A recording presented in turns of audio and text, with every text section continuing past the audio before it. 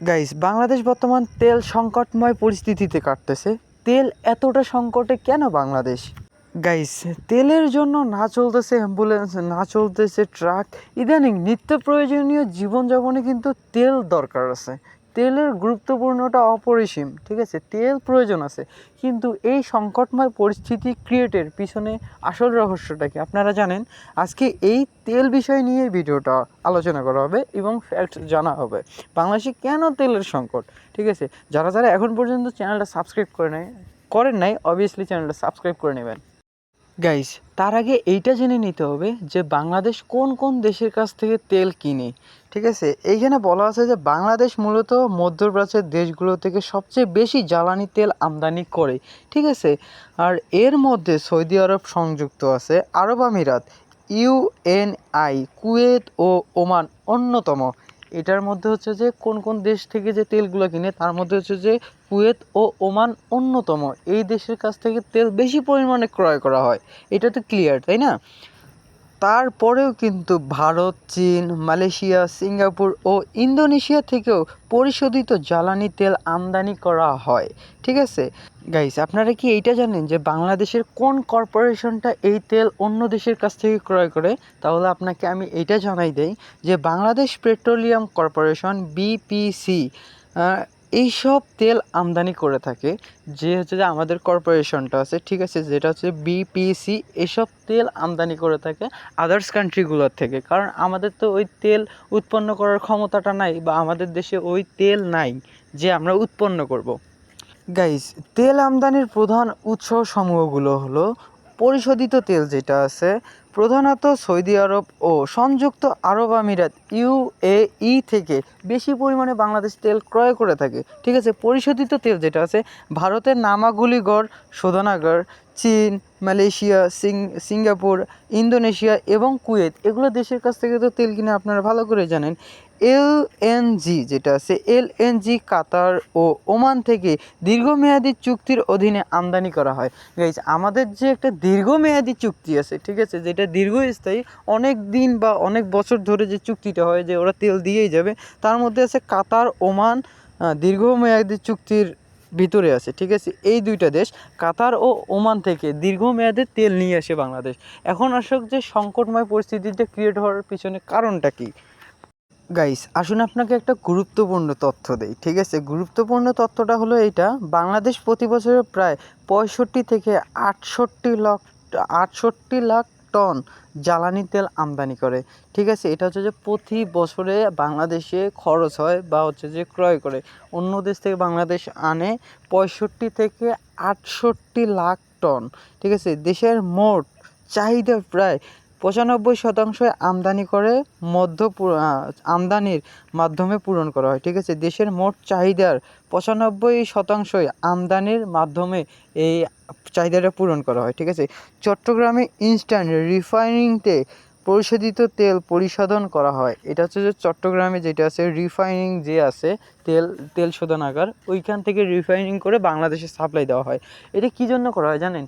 মূলত আমাদের কিন্তু ওই যে তেলগুলো হেলিকপ্টারে বা ফ্লাইটে করে নিয়ে আসা হয় না, এগুলো জাহাজে করে কয়েক হাজার টন তেল বাংলাদেশে নিয়ে আসা হয়, ঠিক আছে? ওইটা হচ্ছে যে সমুদ্রপথে নিয়ে আসে। এই কারণে হচ্ছে যে ওগুলো চট্টগ্রামে রাখা হয়, বা সরাসরিভাবে ঢাকায় নিয়ে আসা হয় না, যে ঢাকা থেকে এসে বাংলাদেশের 64টা জেলায় পাঠাই দেওয়া হয়, এরকমটা না। এটা হচ্ছে চট্টগ্রাম থেকে চলে আসে, চট্টগ্রাম থেকে পুরো বাংলাদেশে সাপ্লাই দেওয়া হয়। এটা তো ক্লিয়ার, তাই না? গাইস, বাংলাদেশ তার প্রয়োজনীয় জ্বালানি তেল প্রায় 95% মধ্যপ্রাচ্যের দেশগুলো থেকে আমদানি করে, যা ইতিমধ্যে সৌদি আরব, সংযুক্ত আরব আমিরাত, ওমান ও কাতার অন্যতম। এগুলো দেশের কাছ থেকে বেশি পরিমাণে তেল কিনে। 95%-এর মধ্যে থেকে মনে করো যে 60% তেল এদের কাছ থেকেই কিনে, ঠিক আছে? মূলত এসব দেশ থেকে অপরিশোধিত তেল ও ডিজেল বেশি আসে। এখান থেকে তেলের পরিমাণটা যে আছে, ডিজেলটা একটু বেশি আসে। এছাড়াও বর্তমানে সিঙ্গাপুর, মালয়েশিয়া, চীন, ভারত ও ইন্দোনেশিয়ার থেকে পরিশোধিত জ্বালানি তেল আমদানি করা হয়, ঠিক আছে? তারপরে যেটা আছে জ্বালানি তেল আমদানির প্রধান উৎসসমূহ যেটা আছে, এটা আমি আগেই আপনাদের বলছি যে উৎসগুলো কী আছে বা কোন কোন দেশের কাছে আছে, কীভাবে এটা পরিশোধিত করা হয়, ভিডিওর আগেই এটা বলা আছে। আপনি চাইলে এই ভিডিওটা একটু স্কিপ করে আগে গিয়ে আবার দেখতে পারেন। গাইস, এখন ভিডিওর মূল টপিকে আসা যাক। আজকের এই ভিডিওটা যে নিয়ে হতে যাচ্ছে বা যে বিষয় নিয়ে হতে যাচ্ছে, ঠিক আছে, বাংলাদেশে ধরে নেন বাই চান্স বাংলাদেশে যদি বাইরের কান্ট্রি থেকে তেল না আসে, ঠিক আছে, বা পেট্রোল ডিজেল যাই হোক যেটা না আসে, আমরা তো এমনি দেখতে পারতেছি যে পরিমাণে আমদানি করতেছে সেই পরিমাণে বাংলাদেশের যে চাহিদাটা আছে 95% চাহিদা ওটা মিটাতে পারতেছে না, ঠিক আছে। যদি পার্মানেন্টলি না আসে বা এক সপ্তাহ পর পর আসে বা হচ্ছে যে যেভাবে আসতেছে এখন, যেভাবে বাংলাদেশ সংকটময় পরিস্থিতিতে আছে, তেল সংকটময়, ঠিক আছে, এই পরিপ্রেক্ষিতেই ধরা যাক, অনুমান করে বলতেছি, বাংলাদেশে জ্বালানি তেল, পেট্রোল, ডিজেল, অকটেন পাওয়া না গেলে বা সরবরাহ বন্ধ হয়ে গেলে সামগ্রিক অর্থনীতি, জনজীবনে ভয়াবহ বিপর্যয় নেমে আসতে পারে, ঠিক আছে। এটার পরিপ্রেক্ষিতে আমি আপনাদের কিছু ধারণা দেই। সাম্প্রতিক সময়ে জ্বালানি সংকট ও ব্যবসায়িক, ঠিক আছে, বা বৈশ্বিক পরিস্থিতির কারণে এমন পরিস্থিতির সৃষ্টি হলে যেসব ঘটনা ঘটতে পারে তার একটি রূপ দেওয়া হলো বা বলা হলো, ঠিক আছে। আমি আপনাদের উল্লেখ করে বলতেছি। গাইস, সর্বপ্রথম যেটা হবে, যোগাযোগ ও পরিবহন ব্যবস্থা স্থিতিবিরত হবে, ঠিক আছে। গণপরিবহন বন্ধ, বাস, ট্রাক, ট্রেন এবং লঞ্চ চলাচল বন্ধ হয়ে যাবে।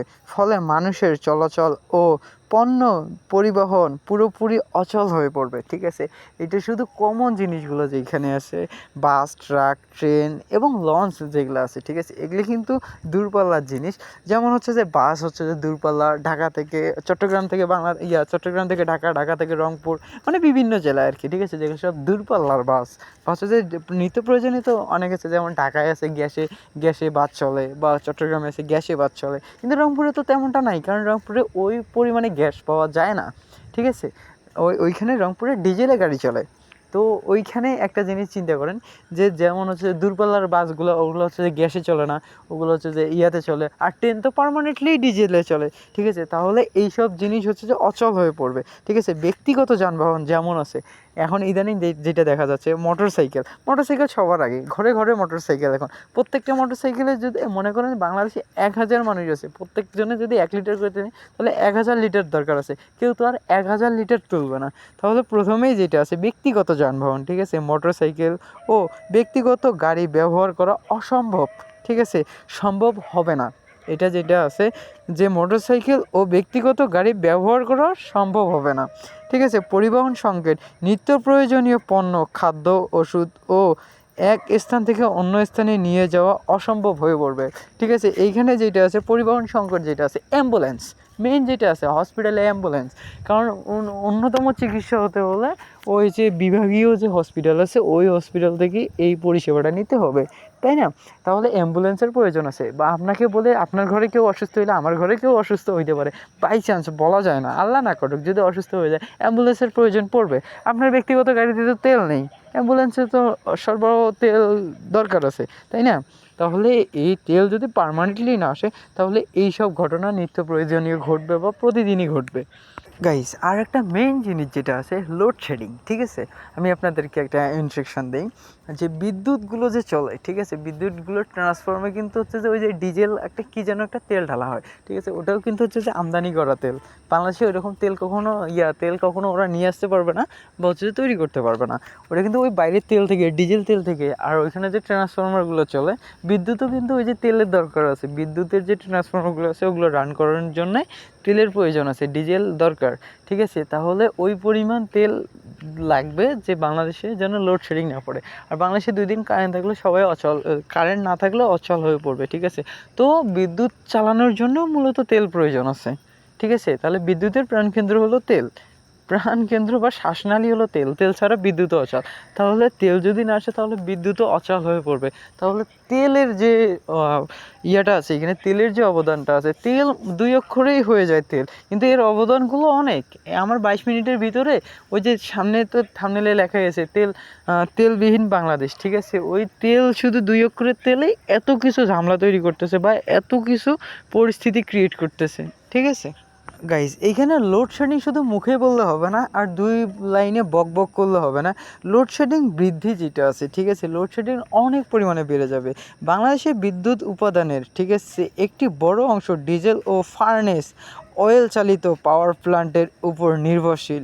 তেল না থাকলে এই সব কেন্দ্রগুলো বন্ধ হয়ে যাবে, ফলে লোডশেডিং চরম পর্যায়ে পৌঁছাবে। তাহলে বুঝতে পারতেছেন যে তেল কতটা প্রয়োজনীয়। এখন অর্থনৈতিক ও শিল্প খাতে ধস নামবে, এটা তো আপনারা ভালো করেই জানেন। শিল্প উপাদান বন্ধ, ঠিক আছে, যে শিল্প কারখানাগুলো যেগুলো আছে বা বড় বড় ইন্ডাস্ট্রিয়াল যেগুলো আছে, কলকারখানা, বিশেষ করে গার্মেন্টস ও উপাদানমুখী শিল্পগুলো ডিজেল জেনারেটরের উপর নির্ভর করে চলে। গাইস, এই যে বড় বড় গার্মেন্টসগুলো আছে, যে ফ্যাক্টরিগুলো আছে, এগুলো কিন্তু ডিজেলের উপর নির্ভর করেই চলে, ঠিক আছে। এই কারণে অর্থনীতিতে একটা বড় পরিমাণে ধস নামবে, যেটা হচ্ছে যে তেল না থাকলে উপাদান বন্ধ হয়ে যাবে, ফলে লাখ লাখ মানুষের চাকরি হারাতে পারে। গাইজ, বুঝতে পারতেছেন কি জন্য? যদি একবার ফ্যাক্টরিগুলো বন্ধ হয়ে যায় তাহলে কিন্তু লাখ লাখ মানুষ পথে এসে বসবে। তাদের কর্মস্থানটা কোথা থেকে কোথা চলে যাবে? এই তেল, 2 অক্ষরের তেল কই থেকে কই নিয়ে যাইতেছে আপনারা কি ভালো করে বুঝতে পারতেছেন? রপ্তানি হ্রাস, যেটা আছে রপ্তানিতে হ্রাস পাবে শিল্প উপাদানে বন্ধ হয়ে গেলে। শিল্প উপাদান, ঠিক আছে, শিল্প উপাদান যেটা আছে বাংলাদেশের প্রধান ক্ষেত্র, যেটা শিল্প উপাদান বন্ধ হয়ে গেলে দেশের রপ্তানিতে আয় মারাত্মকভাবে কমে যাবে। গাইজ, একবার যদি বাংলাদেশের শিল্প কারখানাগুলো বন্ধ হয়ে যায়, সেখানে হচ্ছে যে রপ্তানিতে আয়ের মারাত্মকভাবে কমে যাবে, যা অর্থনীতির জন্য বড় ধাক্কা।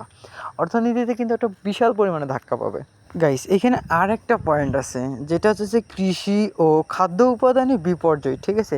এগুলো হচ্ছে যে আমার স্ক্রিপ্ট লেখা আছে, এই স্ক্রিপ্টগুলো বলতে বলতে আমার মুখ ব্যথা করতেছে। কি বলবো যে আমার মুখ ব্যথা করতেছে, বাট আমার তো বলতে হবে, তাই না? ভিডিও এডিট করতে হবে তোমাদের জন্য, তোমার তো এগুলো এভিডেন্সে জানা দরকার। কৃষি ও খাদ্য উপাদানের বিপর্যয় যেটা আছে, শেষ বন্ধ হয়ে যাবে। কারণ হচ্ছে যে আমাদের উত্তরবঙ্গে যেটা আছে, রংপুরের সাইডে তেল চালিত যেটা আছে ডিজেল মেশিন আছে, ঠিক আছে। আমরা ওটা হচ্ছে সহজভাবে আমাদের গ্রামের ভাষায় শ্যালো মেশিন বলে থাকি, যেটা হচ্ছে যে ডিজেলে চলে। 2 লিটার তেল দিয়ে হচ্ছে যে 4 থেকে 5 ঘন্টা চলা যায়, যেটা আমাদের জমিতে সেচ দিয়ে থাকি, ঠিক আছে। ওই ডিজেল যদি থাকে, ডিজেল চালিত সেচ পাম্পগুলো বন্ধ হয়ে গেলে 12 মৌসুমে শেষ কাজে ব্যবহৃত ব্যাহত হবে, ঠিক আছে। যেটা আছে যে ডিজেল চালিত সেচ পাম্পগুলো যেগুলো আছে, এগুলো তেল ছাড়া তো চলবেই না, ঠিক আছে। এগুলোর কথা বলা আছে, যা খাদ্য উপাদান উৎসহ কমিয়ে দেবে, ঠিক আছে। যদি আমি ভালোভাবে পানি দিতে না পারি, তাহলে আমার ওই ফসলটা ফলবে না। তার পিছনে তেলের অবদান আছে, কারণ মেশিন না চললে ওই পানি দিতে পারবো না। খাদ্য সংকট যেটা আছে, পণ্য পরিবহনের অভাবে শহর ও গ্রামে খাদ্য তীব্র সংকট দেখা দিতে পারে, এবং খাদ্যদ্রব্যের দাম আকাশচুম্বী নিচ থেকে আকাশ পর্যন্ত হয়ে যাবে। গাইজ, যদি সরবরাহ না হয়, আমার জেলায় যদি খাবার না হয়, আমার স্টোরের যে পণ্যগুলো আছে ওগুলো আমি আবার দাম বাড়াই দিতে পারবো। কি জন্য? আমার এলাকায় হচ্ছে যে ওই পণ্যটা পাওয়া যাচ্ছে না, ঠিক আছে, আমার কাছে স্টকে আছে, তাহলে ওই পণ্যের দাম আমি এমনি দ্বিগুণ করে দিব। গাইজ, এটা বুঝতে পারতেছেন যে খাবারও কিন্তু সংকটে পড়ে যাবে। গাইস, এইখানে আরেকটা বিষয় আছে, সামাজিক ও জনজীবন বিপর্যয়, ঠিক আছে। জ্বালানির হাহাকার যেটা আছে, বাংলাদেশ যেমন হাহাকারে পড়ে গেছে। পেট্রোল পাম্পগুলোতে তেল না পেয়ে দীর্ঘ লাইন এবং ক্ষোভ তৈরি হচ্ছে, ঠিক আছে। যেটা আমরা দেখতে পারতেছি যে অনেক পেট্রোল পাম্পে হচ্ছে যে ওই পেট্রোল পাম্পের কর্মীকে ধরে মারধর করতেছে, যেটা আমরা ইনস্ট্যান্ট দেখতে পারতেছি, কারণ তেল পাওয়া যাচ্ছে না। এটা কিন্তু হবে বা হইতেছে, আমরা এটা ভালো করে জানি, বা ফেসবুক সোশ্যাল মিডিয়াগুলোয় দেখতে পারতেছি। হসপিটাল ও জরুরি সেবা যেটা আছে, হসপিটালের জেনারেটর চালানোর জন্য ডিজেল পাওয়া যায় না, ঠিক আছে। হসপিটালগুলো ওই পরিমাণে ডিজেল পাচ্ছে না, যেটা তাদের হচ্ছে যে জেনারেটর চালানো দরকার, ঠিক আছে। তো এখন যেটা আছে, জরুরি চিকিৎসা যেটা আছে, জরুরি চিকিৎসা সেবাগুলো ব্যাহত হবে, বা হচ্ছে যে ব্যবহার করার অযোগ্য হয়ে যাবে। গাইস, এইখানে মূল হোতা যেটা আছে, তো গাইস, মজুদদারি, ঠিক আছে, ও কৃত্রিম সংকট যেটা আছে, তেল সরবরাহ বন্দর খবরে বাজারে অসাধু ব্যবসায়ীরা মজুদদারি বাড়িয়ে দিতে পারে, ফলে পরিস্থিতি আরও খারাপ হবে। গাইস, একটা জিনিস কি বললাম, যে ওই স্টক যেটা আছে, স্টকে যখন তেল রাখবে, ঠিক আছে, আর বাংলাদেশে যখন তেল আসা বন্ধ হয়ে যাবে, তখন মজুদদারি যারা আছে তারা কি করবে? তেলের দামটা বাড়াই দিবে। এখন আমরা ভালো করেই জানি যে 1 লিটারের দাম 130 টাকা থেকে 160 টাকা হয়ে গেছে, এটা আমরা ভালো করে জানি। সংকট এড়াতে করণীয় যেটা আছে আমাদের, এই সংকটময় পরিস্থিতি থেকে বেরিয়ে আসা বা করণীয় যেটা আছে, সরকার সাধারণত এমন পরিস্থিতি এড়াতে বিকল্প উৎস থেকে জ্বালানি আমদানির চেষ্টা করে এবং তেল মজুত রাখেন, ঠিক আছে? তাহলে আমাদের বাংলাদেশের সরকারের এইটা করা উচিত যে অধিক পরিমাণে তেল এনে স্টকে রাখা উচিত, আমাদের ওই ক্যাপাবিলিটিটা থাকতে হবে, ঠিক আছে?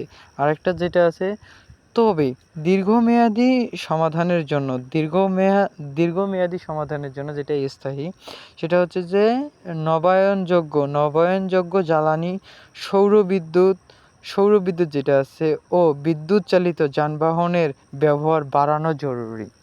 এখানে একটা জিনিস যেটা আছে যে বিদ্যুৎ বা সৌরবিদ্যুৎ যেটা হচ্ছে সূর্য থেকে, আর যেটা আমরা সোলার প্যানেল বলে থাকি, ওই বিদ্যুৎ চালিত যানবাহনগুলো একটু বাড়ায় দিতে, একটার জায়গায় 5টা করে দিতে, তাহলে আমাদের এই সংকটময় পরিস্থিতি এড়ানো যাবে।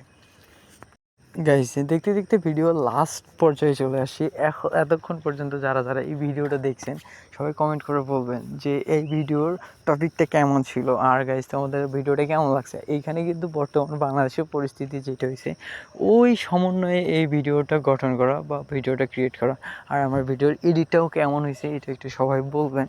আর আমি কিন্তু মনে করেন যে এই ভিডিওটা বানাতে 3 থেকে 4 দিন সময় লাগছে। এই গাইস, আমার ভিডিও কিন্তু 3 দিন পর চ্যানেলে এই ভিডিওগুলো আপলোড হয়। আর গাইস, বর্তমানে যেটা হইতেছে, এর নেক্সট ভিডিও যেটা আসবে সেটা হচ্ছে যে কি যেন বলে যে অভিশপ্ত বাংলাদেশ কেন অভিশাপের মুখে পড়লো, আর এই অভিশাপময় কেন চলবে, এটা কিন্তু বাংলাদেশের 24 থেকে 26 পর্যন্ত অনেক ঘটনা ঘটে গেছে, যেটা হচ্ছে বলার মতো না। তো এখন ওইটা নিয়েই নেক্সট ভিডিওটা আমার তৈরি গাইস, ঠিক আছে? তো ওই ভিডিওটা দেখার জন্য এই চ্যানেলটা সাবস্ক্রাইব করে রাখুন। আর হ্যাঁ, এই ভিডিওটা অবভিয়াসলি শেয়ার করে দিবেন যেন আমি হারাই না যাই, বা হচ্ছে যে অন্য কেউ দেখার সুযোগ করে দেয়। আর হ্যাঁ, চ্যানেলটা অবভিয়াসলি সাবস্ক্রাইব করে দিবেন, কারণ ভাই ব্রাদার মানুষ অবভিয়াসলি হেল্প করে, আমাকেও একটু হেল্প করে দিবেন। থ্যাংক ইউ গাইস, দেখা হবে আর একটা ভিডিওতে। আর হ্যাঁ, অবভিয়াসলি কিন্তু কমেন্ট করবেন।